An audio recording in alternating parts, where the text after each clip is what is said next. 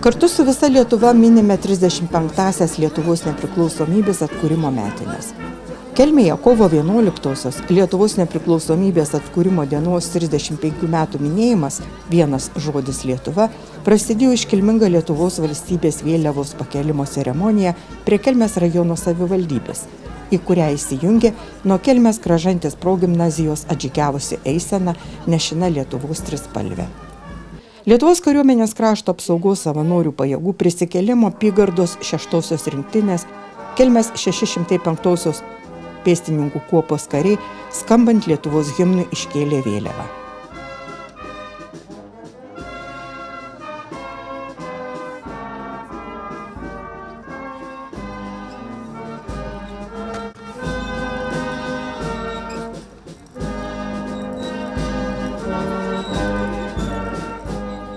Renginio vedėja Kelmės kultūros centro režisierė Rasa Šiaučiūnaitė sakė, apie Lietuvą sukurta nesuskaičiuojama galybė eilių, posmų ir dainų, atspindinčių tautos dvasią bei jos laisvės troškimą. Ir padeklamuoti eiles kvietė Kelmės kultūros centro Pakražančio skyriaus vaikų skaitovo būrelio atstovė Augustė Samulytė. Po vėliavos pakėlimo ceremonijos eisena vėl rikiavosi ir lydima Kelmės kultūros centro pučiamųjų orkestro vadovas Svajūnas Klimas žygiavo prie Kelmės profesinio rengimo centro, kur vyko minėjimas koncertas.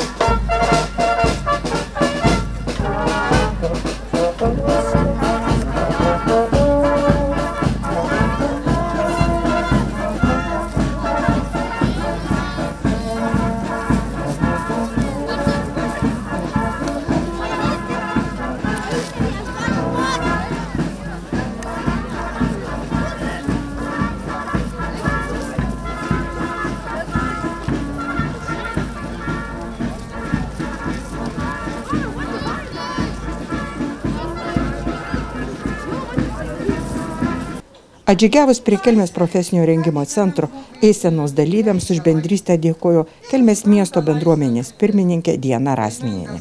30, 31, garsiai, 32, 33, 34, 35, už laisvę!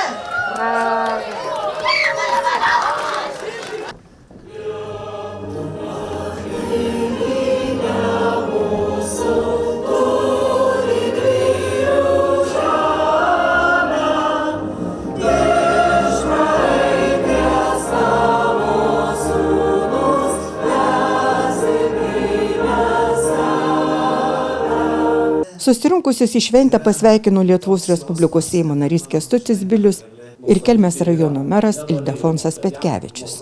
Renginyje apdovanoti Lietuvos mokinių meninio skaitymo konkurso rajoninio etapo, kuris vyko vasario 7 dieną nugalėtojai. Apdovanojimus nugalėtojams teikė Kelmės rajono meras Ildefonsas Petkevičius ir švietimo kultūros ir sporto skyriaus vedėja Ieva Lasauskienė. 5-8 klasių grupėje pirmos vietos laimėtojų tapo Matas Kušeliauskis, Kelmės Aukuro pagrindinės mokyklos 6 klasės mokinys. Mokinį konkursui parengė lietuvių kalbos ir literatūros mokytoja metodininkė Aušra Vaitkevičienė. Antros vietos laimėtoja tapo Eglė Šumskytė, Kelmės Kražantės progimnazijos 8 klasės mokinė. Mokinę konkursui parengė lietuvių kalbos ir literatūros mokytoja metodininkė Asta Žičkienė. Trečios vietos laimėtoja tapo Andrėja Tyliūtė, Kelmės Aukuro pagrindinės mokyklos 6 klasės mokinė. Mokinę konkursui parengė lietuvių kalbos ir literatūros mokytoja metodininkė Aušra Vaitkevičienė. Trečios vietos laimėtojų tapo Augustas Pocius, Tytuvėnų gimnazijos mokyklos 6 klasės mokinys. Mokinį konkursui parengė lietuvių kalbos ir literatūros vyresnioji mokytoja Angelė Ševeliovaitė. 9-12 klasių grupėje pirmos vietos laimėtojų tapo Lukas Damanskis, Kelmės Jono Graičiūno gimnazijos Kražių skyriaus 1 gimnazijos klasės mokinys. Mokinį konkursui parengė lietuvių kalbos ir literatūros mokytoja metodininkė Emilija Kvietkuvienė. Antros vietos laimėtoja tapo Aina Ralytė, Tytuvėnų gimnazijos 4 gimnazijos klasės mokiniai. Mokinę konkursui parengė lietuvių kalbos ir literatūros mokytojų ekspertė Zenta Mačiulaitienė. 3 vietos laimėtoja tapo Smiltė Butkutė, Kelmės Jono Graičiūno gimnazijos Kražių skyriaus 3 gimnazijos klasės mokinė. Mokinę konkursui parengė lietuvių kalbos ir literatūros mokytoja metodininkė Emilija Kvietkuvienė. 3 vietos laimėtoja tapo ir Ema Norkutė, Tytuvėnų gimnazijos 4 gimnazijos klasės mokinė. Mokinę konkursui parengė lietuvių kalbos ir literatūros mokytoja ekspertė Zenta Mačiulaitienė. Renginyje Inrija Tyliūtė, Kelmės Aukuro pagrindinės mokyklos 6 klasės mokinė, skaitė Onos Jautakės apsakymą Strazdamos. Aina Ralytė, Tytuvėnų gimnazijos 4 gimnazijos klasės mokinė, skaitė Mikalojaus Konstantino Čiurlionio miniatiūrą Jūra. Koncertavo Kelmės Algirdo Lipeikos menų mokyklos mokiniai ir mokytojai, Kelmės kultūros centro moterų vokalinis ansamblis vadovė Jurgita Gelumbickienė. Renginio pabaigoje atminimo gėlės, skirtos Lietuvos nepriklausomos valstybės atstatymo akto signatarui Antanui Račai, išlydėtos į kapines. Renginio vedėja Agnė Lapinskaitė sakė, jog tegul siekis būti laisvais ir nepriklausomais įžiebia dar tvirtesnį tikėjimą šviesia Lietuvos ateitimi. Vertinkime ir branginkime Lietuvos nepriklausomybę. Tik būdami kartu mes esame stiprus. Šitą žemę man likimas dovanojo, dėl kadangų sniegų sotus ir pilį. Į klevais raudonais rudenį liepsnoja, ir atvėrus kiekvienam varčiai duris. Man jos grožio kiek yra, tiek ir pakanka. Jos kalba mane užbūrė amžinai. Ir tegu ją visos negandos aplenkia. Mano žemė man vieninteliai namai.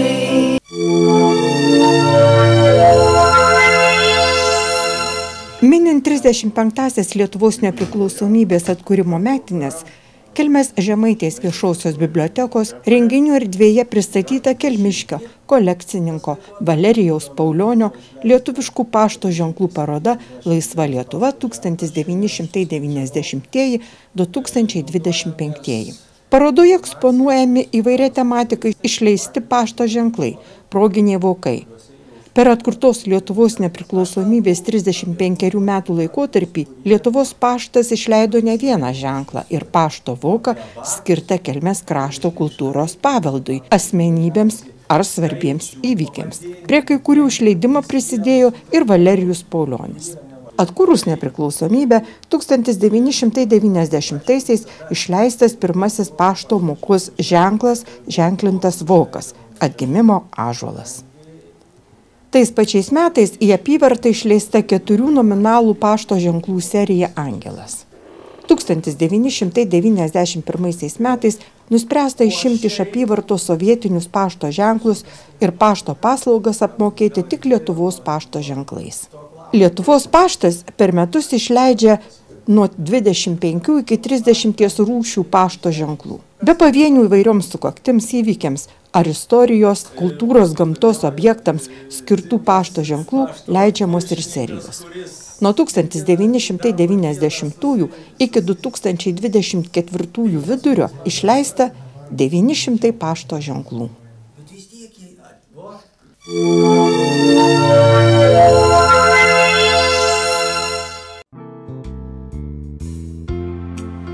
Kelmės rajono vicemeras Tadas Kasparas eiti pareigas pradėjo praeitais metais lapkričio pabaigoje. Tadas Kelmės krašto jaunuolis. Gimęs 2000-aisiais, mokėsi Kelmės Aukuro pagrindinėje mokykloje, 2018 metais baigęs Tytuvėnų gimnaziją, studijavo Vilniaus universitete, kur įgytas socialinių mokslų bakalauro išsilavinimas. Šiuo metu tęsiamos socialinių mokslų magistro studijos. 2021 metais pirmininkavo Kelmės rajono savivaldybės jaunimo reikalų tarybai. 2023 metais išrinktas Kelmės rajono savivaldybės tarybos nariu. Tais metais Kelmės rajono savivaldybės istorijoje Tadas Kasparas buvo jauniausias tarybos narys ir antras jauniausias tarybos narys Lietuvoje. 2023 Liepą pradėjo eiti Lietuvos Respublikos Seimo nario Remigijaus Žemaitaičio patarėjo pareigas. Artėjant darbo 100-dieniui kalbiname Kelmės rajono savivaldybės vicemerą Tadą Kasparą. Aš kadangi baigęs politikos mokslus, socialinių mokslų bakalaurą, tai tikslą keliu, kad rajonas išliktų gyvybingesnis, jaunesnis, atjaunėtų.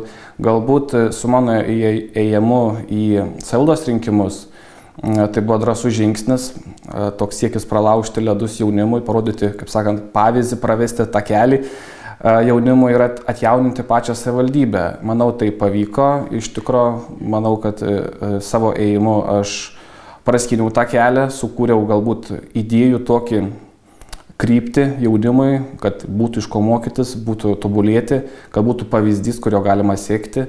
Tai manau, tas ėjimas buvo drąsus, ryžtingas ir tikrai nesigailiu. Manau, kad ėjau teisingų kelių.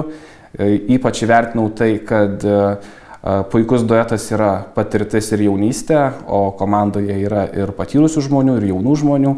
Tai šitas duetas ir yra sėkmės raktas į teisingą ir skaidrę, gražią savivaldybę. Kuruoju 8 suskaičiavau komisijas ir tarybas ir dar ne pabaiga tai yra. Šiuo metu, žiūrint į demografinę padėtį, tai trūksta žmonių. Trūksta žmonių, tai reiškia, trūksta ir pajamų į biudžetą, įplaukų, kaip sakant. Tačiau Lietuva dėja sensta, reikia pripažinti liūdną tiesą, sensta ir greitai sensta. Taip, jeigu mes dabar rajone turime iki 4000 jaunų žmonių nuo 14 iki 29 metų, tai dar palyginus su praeitais metais išlaikom tą balansą, bet matom regresiją į žemumas ir tikimės, kad tos investicinės žmogiškųjų išteklių pritraukimo programos, ką aš puikiai atsimenu rašydamas bakalauro darbą, tai jos kažkiek balansuos tą trūkumą, pritrauks ir žmogiškųjų išteklių, ir jaunų žmonių, ir galbūt netgi paskatins įsikurti čia, kurti šeimas ir gražiai gyventi Kelmės rajone. Tai iš tikrųjų, jeigu savivaldybė nori išgyventi ir sėkmingai, jinai turi investuoti tas kryptis, kurios yra palankiausios. Tai aš matyčiau, kaip magistras studijuojantis kurortinę temą, tai kurortinės nišas. Kurortinė niša tai yra ta vieta, kur investavus į ją mes galim dar išsaugoti gyventojų pritraukimą ir jaunų žmonių pritraukimą, nes aplinkui mus tik tai Tytuvėnai kaip Žemaitijos perlas, kitokių tokių miestelių mes neturim. Tai manyčiau, kad tas ir yra sėkmės raktas į žmonių pritraukimą. Yra keletą jaunimo tipų, kurie, sakykime, po mokslų yra linkę grįžti į rajoną. Tai yra, pavyzdžiui, idėjiniai žmonės, kurie iš idėjos tiesiog traukia juos gimtasis kraštas. Kiti grįžta iš nostalgijos tėvams, iš nostalgijos galbūt paveldėtam turtui, galbūt tiesiog kraštovaizdžio aspektu. Tai yra tokių jaunuolių, kurie nemato savęs mieste, mato save čia rajone ir jie iš idėjos grįžta. Pavyzdžiui, ir mano pavyzdys yra, aš sąmoningai pasirinkau grįžti ir tikrai nesigailiu. Netgi kalbant apie užimtumą, aš labai daug girdžiu iš jaunimo, kad čia Kelmėje nėra ką veikti, nėra ką dirbti. Tai dažniausiai aš tada sakau, jeigu nėra ką dirbti, tada pats turi susikurti darbo vietą. Imti, eksperimentuoti, bandyti, verslą kurti. Pas mane taip ir atsitiko. Atrodo, nėra ką dirbti, bet tu paimi ir susikuri savo darbo vietą, galų gale gal sukuri ir kažkam kitam. Tai aš tiesiog palinkėčiau jaunimui tas, kuris siekia Kelmės rajoną pagyvinti, atjauninti, kad tikrai nebijotų investuoti į jį. Sukaupę žinias iš mokslo, grįžę iš užsienio, grįžę iš aukštųjų mokyklų, jie tikrai gali čia užimti tas tokias verslo nišas, kurios vienu metu ir sensta, kitu metu ir darosi inovatyvesnės ir tiesiog užimti, bandyti eksperimentuoti ir bandyti realizuoti savo troškimus ir idėjas čia. Aš norėčiau, kad jūs būtumėt ramus, ryžtingi, drąsūs, išmintingi. Ir kad jeigu savivaldybė daro kažkokias klaidas, kad kolegialiai mes spręstumėm jas kartu.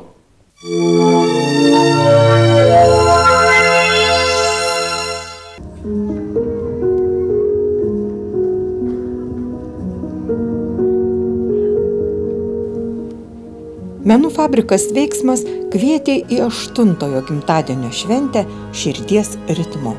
Kelmės profesinio rengimo centro salėje šoko per 80 menų fabriko Veiksmas šokėjų. Tai kolektyvai Linksmosios pėdutės, kuriame šoka 4-6 metų vaikai, Teramega Kids, šio kolektyvo šokėjai 8-11 metų. Teramega pats pirmasis asociacijos kolektyvas, kuriame šiuo metu šoka 12-14 metų jaunimas. Manevra suaugusiųjų šokių grupė ir renginio svečiai 3-ojo amžiaus universiteto senjorų kolektyvas Vijūra iš Tytuvėnų. Visiems šiems kolektyvams vadovauja choreografė Jovita Žakarienė. Šokis turi daugybę atšakų, rūšių ir stilių, tokių kaip klasikiniai šokiai, modernūs, pramoginiai, liaudies, gatvės šokiai ir kita. Kiekvienas jų turi savo istoriją, išraiškos savitumą, muziką bei mokymosi metodus. Kelmiškė mokytoja, metodininkė, choreografė, zumbos trenerė Jovita Žakarienė sako, jog šokis nuo seno laikomas galinga meno forma, kuri neapsiriboja vien judesiu. Jis gali paliesti mūsų sielas, pakylėti mūsų dvasią ir išgydyti mūsų širdis. Asociacijoje menų fabrikas Veiksmas nuo 4 metų vaikai mokomi pažinti šokį, judesio galią, susipažinti su įvairiomis šokio technikomis. Veiksmo šokėjai aktyviai dalyvauja visuomeninėje veikloje. Juos galima pamatyti įvairiuose kultūros, sporto ir Kelmės miesto bendruomenės renginiuose, kur šokėjai suteikia teigiamų emocijų ne tik savo, bet ir kitiems. Pakalbinti organizacijos nariai sakė, jog ir toliau stengsimės išmokti ir pažinti naujus šokių stilius, kurie mus visus suburs gražiems darbams. Pilna salė žiūrovų negailėjo plojimų tiek patiems mažiausiems, tiek patiems vyriausiems. Iš visos širdies dėkoju už nuostabią šventę, kurią kartu sukūrėme. Šokėjai, jūsų aistra, atkaklus darbas ir šypsenos scenoje sukuria magiją, kuri įkvepia mus visus. Tėveliai, jūsų palaikymas, kantrybė ir atsidavimas yra neįkainojami. Ačiū, kad esate kartu šiame kelyje. O jums, mėly žiūrovai, dėkojame už šilumą, plojimus ir gražius žodžius. Jūsų energija ir palaikymas mums reiškia labai daug. Tegul šokis visada jungia mūsų širdis ir dovanoja džiaugsmą, sakė renginio organizatorė, asociacijos menų fabrikas Veiksmas vadovė Jovita Žakarienė.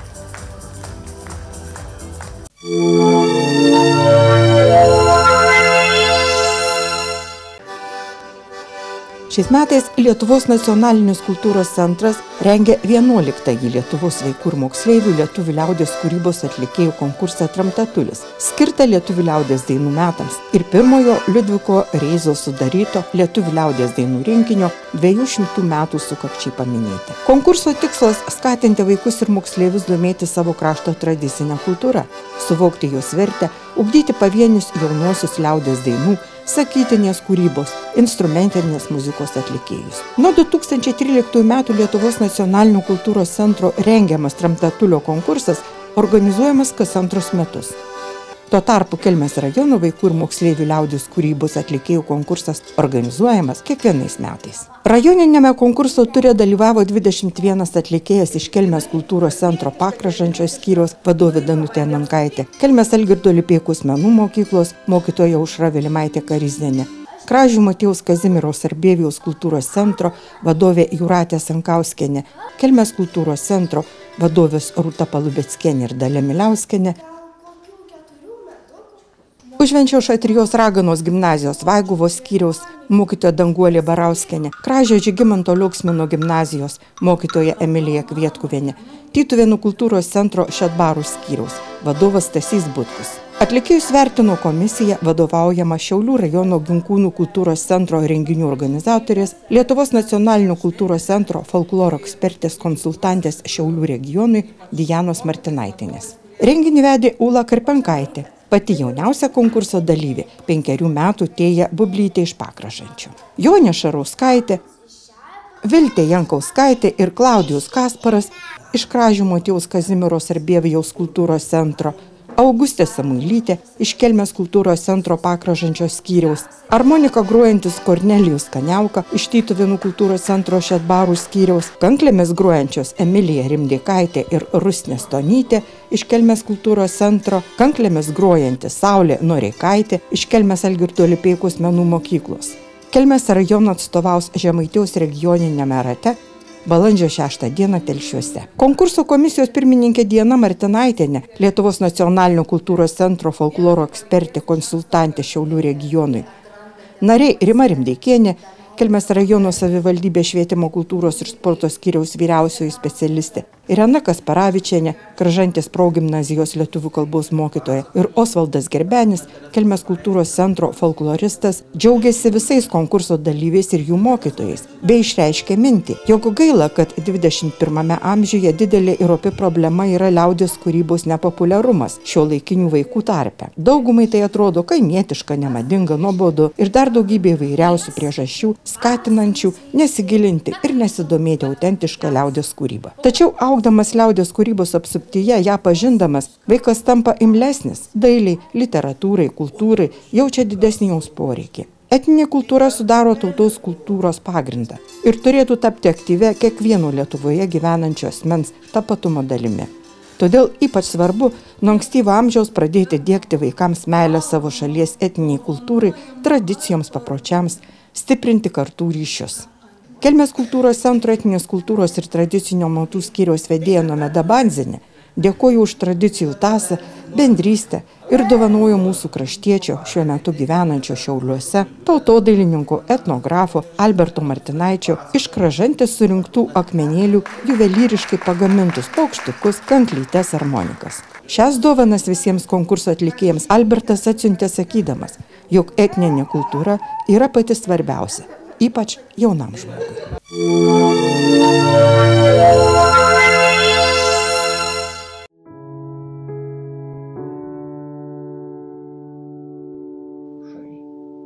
Šiandien pritrūko vandens visi lošinėti. Jau sakom valuot, sakiau, jūs vis sakau valuot su gyvulės, aš su vaidai. Laurisai čia da vasarą vežė. Atvažiuodavo, sakydavo, jau ubaga atvažiavo. Tėvai parsivežė metų čia. Užaugusi jau, taip kaip ir gimtąjį. Čia senelį žemė. Tas kaims buvo sukurčio, kad aš parėjau. Jau laušnelės buvau, iš po caro. Ir čia buvo tų vaudžiauninkų truobėkis. Čia tėva motinas, tėvas skaito senelį žemė. Mano močiutė Karpaitė. O čia tą piriežė. O tą tai čia visi kupšelę tortį. Mažiukatas, kiek 14-15 sklypų žmaudžiavos iš Karklėnų dvarą. O kupšelių, kai iš kuo jį kelis negaliu pasakyti, jau tu kupšė, o kad jau čia sakyti, jau nusenas senovės. Tas kaims čia buvo taip, kad miestelis buvo smagu gyventi. Išeisi vakarais laukia, žiūriuką švyt, viens prie kitą, susėdom kalnus, gydojom, nereikėjo svetimų pagrabs. Pagalvokit, kaip būdavo. Čia da Paikšnų kaims greta ateidavo, o dabar jau liūdna. Liūdna kaimo palieka, aš taip sakau, ojei, kokie buvom linksmi kaimo, o dabar.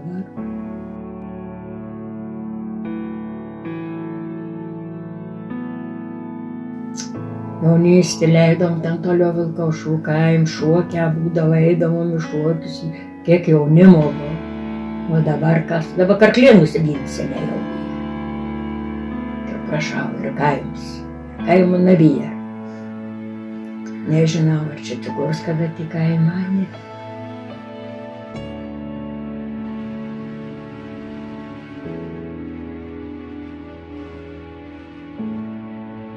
Sovietinės laikas žinatas buvo.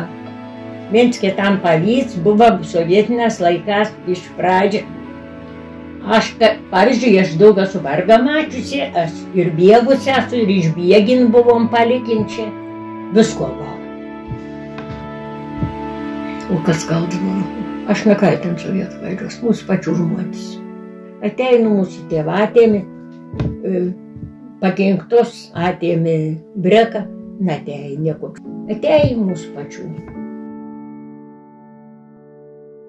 Laikėm gyvulius, laikėm kiaulį veislinių, kol sveikatus turėjom, laikėm, šėrėm, vargom, pirkom, kumbikuormas, vežėm.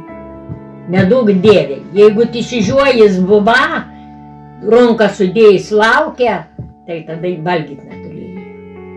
O jeigu kopė, verpėm, nebūdavo tų šitą drobužių, derpėm, įsiausdavom, į dabar dadėvom sunklovas, tapklostau išausus, datorų prisidėjus. Pradžiokai iš po karą, tu jau tai buvo smagiai, jaunimo daug buvo, kol neišlaks, susėdavom iš šuokius, pabūdavom smagiai, kaimuose šuokia būdavo. Džiaugiatės Lietuvos nepriklausomybę, ar jums jau aišku, kad nepriklausomybė, kad daug geriau išpančiusi. Dabar aš noriu kelių ir kaip tą laisvą, jau pat štoj laisvą Lietuvą. Norėjo atsikėlė, jie tinginys buvo, nieka neturėsi gulėko, kol kodžiai, kol tap, kaip tam šaimsu, va tą guvarą, turunciai. Vo čia kaip nori, tap dara. Laisvė ir laisvė. Darbo būtina daug dėlė. O dirbdavo daug ten. O ką apdirbdavo? O ką reikdavo dirbti ten? Viską su šake vaikelė. Tu galvoji, kad su kompiuteriu, su komderva. Su šake.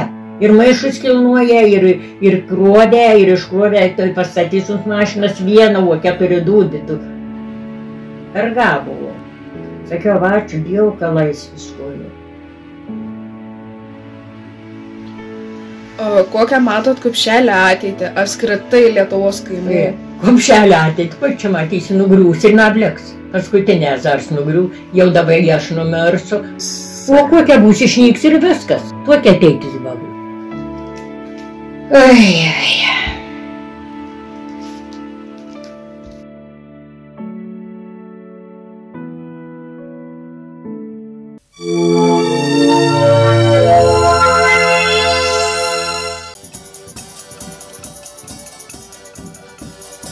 Kelmėje prie kultūros centro atgimimo aikštėje persirengėliai varė žiemą iš kiemo ir sveikino pavasarį. Užgavėnės išskirtinė ir paskutinė žiemos šventė. Mūsų proseneliai sakydavo, jei užgavėnių dieną saulėta, pavasarį reikia anksti sėti. Jei nekoks oras ir drėgna, tą metą gerai augs javai, bet kur pasėti. O jei užgavėnių dieną yra sniego, tai ir Velykos bus su sniegu.